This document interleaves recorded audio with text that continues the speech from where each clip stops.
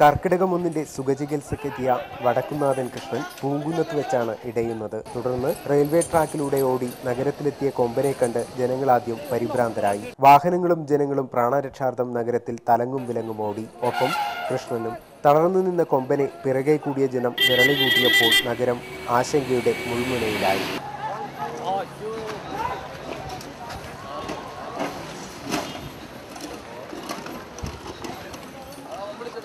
വിവരമറിഞ്ഞ് സമീപ പ്രദേശങ്ങളിൽ നിന്നും കൂടുതൽ പേരെത്തിയതോടെ ആനയെ തളയ്ക്കാനുള്ള ശ്രമങ്ങൾ നീണ്ടു. 1 മണിയോടെ മയക്കുവെടി വിദഗ്ധരെത്തി വെടിവെച്ചിട്ടും കൃഷ്ണൻ മയങ്ങി വീണില്ല. മണിക്കൂറുകൾ നീണ്ട ഓട്ടം കൃഷ്ണനൊപ്പം നാട്ടുകാരെയും തളർത്തിയപ്പോൾ തളയ്ക്കൽ ശ്രമം ഊർജിതമായി. തളർന്നു നിന്ന കൊമ്പനെ 3 മണിക്കൂറിനു ശേഷം വിലങ്ങുതീർത്ത് നിയന്ത്രണത്തിലാക്കിയപ്പോഴേക്കും ജനം വീണ്ടും അടുത്തുകൂടി. വിരണ്ടോടിയ ക്ഷീണവും മയക്കുവെടിയും തളർത്തിയ കൃഷ്ണനെ ഒടുവിൽ ബന്ധനസ്ഥനാക്കി ലോറിയിൽ കയറ്റിയതോടെ മണിക്കൂറുകളോളം ആരവമുയർത്തി ഒപ്പം കൂടിയ ജനങ്ങളും വീട്ടിലേക്ക് മടങ്ങി. തൃശ്ശൂരിൽ നിന്നും ക്യാമറാമാൻ ഹരീഷിനോടൊപ്പം ബിജീഷ് ഗോവിന്ദൻ.